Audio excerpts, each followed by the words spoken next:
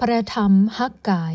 คำนำพระธรรมฮักกายแมนถ้อยคำบทต่างๆสุดหนึ่งสั้นๆที่มาจากองค์พระผู้เป็นเจ้าผ่านทางผู้ทำนวยฮักกายในปี500ก่อนคริสตศักราชประชาชนได้กลับคืนมาจากการเป็นเสลยในต่างถิ่นและได้อาศัยอยู่ในนครเยรูซาเล็มหลายปีสมควรแต่พระวิหารยังอยู่ในสภาพที่หกห้างเพพังถ้อยคำต่างๆนี่ได้ปลุกระดมใจบรรดาผู้นำประชาชนให้สร้างพระวิหารขึ้นใหม่และองค์พระผู้เป็นเจ้าสัญญาว่าจะให้มีความเจริญรุ่งเรือง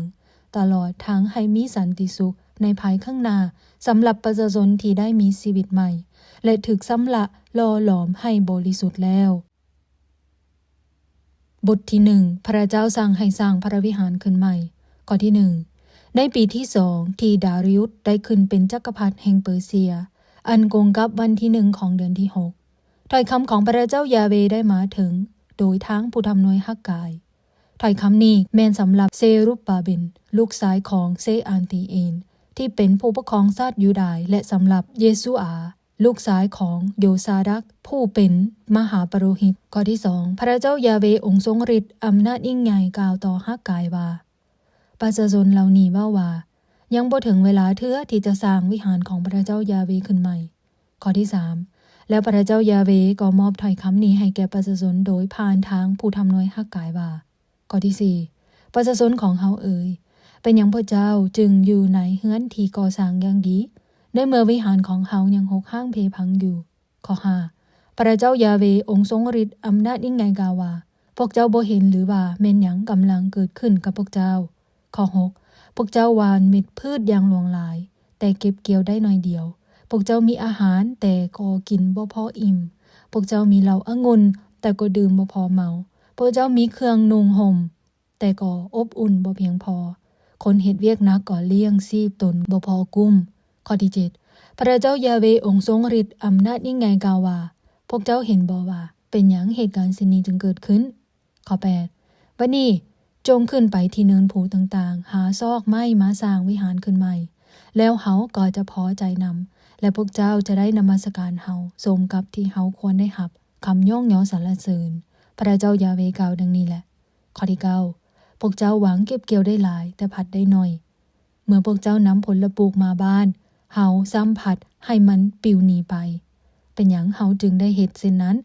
พระเจ้ายาเวกล่าวว่าเพราะว่าวิหารของเฮายังหกห้างเพพังอยู่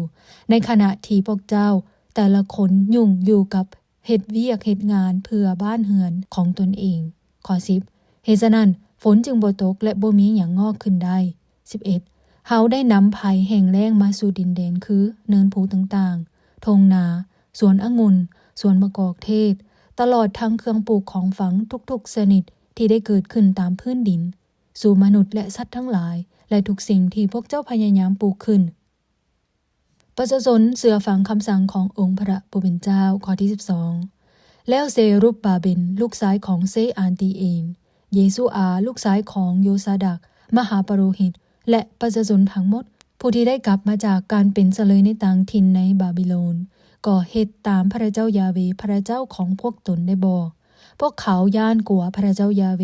จึงเชื่อฟังผู้ทำนวยฮักกายผู้นำข่าวของพระเจ้ายาเวพระเจ้าของพวกเขาทรงมาถึงเพิ่นข้อ13แล้วฮักกายผู้นำข่าวของพระเจ้ายาเวก็บอกถ้อยคำของพระเจ้ายาเวแก่ประชาชนว่าเฮาจะอยู่กับพวกเจ้านี่คือคำสัญญาของเฮา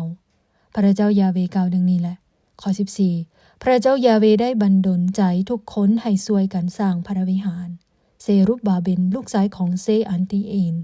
ผู้ปกครองยูดาห์เยซูอาลูกชายของโยซาดักมหาปโรหิตตลอดทั้งประชาชนทุกคนที่ได้กลับมาจากการเป็นเสลยในต่างถิ่นพวกเขาได้เริ่มสร้างวิหารของพระเจ้ายาเวองค์ทรงฤทธิ์อำนาจยิ่งใหญ่พระเจ้าของพวกเขา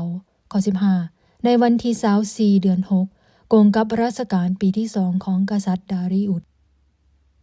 บทที่2พระวิหารใหม่สง่างามข้อที่1ในวันที่21เดือน7ปีเดียวกันนั้นถ้อยคำของพระเจ้ายาเวได้มาถึงโดยทางผู้ทำนวยฮักกายข้อ2พระองค์ได้บอกฮักกายให้กล่าวต่อเซรุบบาเบนลูกชายของเซอันตีเอนผู้ปกครองยูดาห์ต่อเยซูอาลูกชายของโยซาดักผู้เป็นมหาปโรหิต และต่อประชาชนที่กลับมาจากการเป็นเสลยว่าข้อ 3. ในท่ามกลางพวกเจ้ามีผู้ใดแดที่ยังระลึกคิดถึงความสง่างามคังทำอิฐของพระวิหารได้มาบัดนี้พวกเจ้าเบิ่งเห็นเป็นจังไดบ่เห็นมีคุณค่าหยังเลยแม่นบ่ข้อที่ 4. แต่บัดนี้เซรุบบาเบนเอ๋ยจงเข้มแข็งเถิดเยซูอาลูกชายของยูซาดักผู้เป็นมหาปโรหิตเอ๋ยพระเจ้ายาเวกล่าวว่าจงเข้มแข็งเถิดประชาชนทั้งหมดของดินแดนเอ๋ยจงเข้มแข็งเถิดจงเฮ็ดเวียกต่อไปเพราะเฮาอยู่กับพวกเจ้าพระเจ้ายาเวองค์ทรงฤทธิ์อำนาจยิ่งใหญ่กล่าวดังนี้แหละข้อที่ 5เมื่อพวกเจ้าได้ออกมาจากประเทศอียิปต์เฮาก็ได้สัญญาว่าเฮาจะอยู่กับพวกเจ้าเสมอเฮายังอยู่กับพวกเจ้าดังนั้นอย่าสุย่านกลัวเลยข้อที่ 6พระเจ้ายาเวองค์ทรงฤทธิ์อำนาจยิ่งใหญ่กล่าวดังนี้อีกบ่ดนเฮาจะสั่นจักรวาลกับแผ่นดินโลกดินแดนกับน้ำทะเลข้อที่ 7เฮาจะโค่นล้มทุกชนชาติและทรัพย์สมบัติของพวกเขาจะถูกนำมาและเฮาจะให้วิหารนี้เต็มไปด้วยสง่าราศีพระเจ้ายาเวองค์ทรงฤทธิ์อำนาจยิ่งใหญ่กล่าวดังนี้แหละข้อ 8เงินและคำทั้งหมดอยู่ในโลกนี้เป็นของเฮาพระเจ้ายาเวองค์ทรงฤทธิ์อำนาจยิ่งใหญ่กล่าวดังนี้แหละข้อ 9พระวิหารหลังใหม่นี้จะสง่างามกว่าหลังเก่าพระเจ้ายาเวองค์ทรงฤทธิ์อำนาจยิ่งใหญ่กล่าวดังนี้ในที่นั้นเฮาจะให้ประชาชนของเฮาเจริญรุ่งเรืองและมีสันติสุขพระเจ้ายาเวองค์ทรงฤทธิ์อำนาจยิ่งใหญ่กล่าวดังนี้แหละผู้ทำหน่วยปรึกษากับบรรดาปโรหิตข้อที่ 10ในวันที่24เดือนที่9อันโกงกับปีที่2ที่ดาริอุสได้ขึ้นเป็นจักรพรรดิถ้อยคำของพระเจ้ายาเวได้มาถึงโดยทางผู้ทำหน่วยฮักกายข้อที่ 11พระเจ้ายาเวองค์ทรงฤทธิ์อำนาจยิ่งใหญ่กล่าวดังนี้จงถามบรรดาปโรหิตให้ตัดสินใจถึงปัญหานี้ข้อ 12ถ้าว่ามีผู้ใดผู้หนึ่งเอาซีนตอนหนึ่งจากแทนบูชาที่ได้ถวายบูชาแล้วยัดใส่พับเสื้อไปแล้วถ้าเราปล่อยให้เสื้อของเรานั้นแตะต้องเขาจีอาหารที่ได้ขัวแล้วเราองุ่นน้ำมันมะกอกเทศหรืออาหารทุกอย่างมันจะเฮ็ดให้อาหารนั้นเป็นเครื่องถวายบูชาได้บ่เมื่อพวกปโรหิตได้ฟังคำถามนี้แล้วพวกเขาจึงตอบว่าบ่ได้ข้อที่ 13แล้วฮักกายก็ได้ถามว่าถ้าว่าคนผู้หนึ่งเป็นมลทินย้อนได้แตะต้องซากศพคนตายถ้าเราได้แตะต้องอาหารเหล่านี้อย่างหนึ่งอย่างใดมันจะเฮ็ดให้อาหารเหล่านี้เป็นมลทินคือกันบ่พวกปโรหิตจึงตอบว่าเป็นมลทินข้อ 14แล้วฮักกายก็ได้กล่าวว่าพระเจ้ายาเวกล่าวว่าในสายตาของเฮาชนชาตินี้เป็นอย่างนั้นและประชาชนชาตินี้ก็เป็นอย่างนั้นทุกสิ่งที่พวกเขากระทำก็เป็นอย่างนั้นด้วยดังนั้นทุกสิ่งที่พวกเขาได้ถวายที่ถึงแทนบูชาจึงเป็นมลทินพระเจ้าสัญญาว่าจะให้พระพรข้อที่ 15พระเจ้ายาเวกล่าวว่าพวกเจ้าบ่เห็นบ่ว่าแม่นหยังได้เกิดขึ้นกับพวกเจ้าก่อนที่พวกเจ้าได้ลงมือสร้างพระวิหารขึ้นใหม่ข้อ 16พวกเจ้าต่างก็ไปที่กองข้าวโดยหวังว่าจะได้200กิโลกรัมแต่ในที่นั้นมีข้าวเพียง100กิโลกรัมเท่านั้นพวกเจ้าควรจะได้เหล้าองุ่นจากถัง100ลิตรแต่พวกเจ้าได้เพียง50ลิตรเท่านั้นข้อ 17เฮาได้บันดาลให้เกิดลมพายุและหมากเห็บมาทำลายทุกสิ่งที่พวกเจ้าได้ปลูกแต่พวกเจ้าก็ยังบ่ได้กลับใจใหม่พระเจ้ายาเวกล่าวว่าข้อที่ 18มื้อนี้แม่นวันที่24เดือน9คือมื้อที่วางรากฐานของพระวิหารของพระเจ้ายาเวสำเร็จลงจงเบิ่งว่าจะมีหยังเกิดขึ้นแต่นี้ต่อไป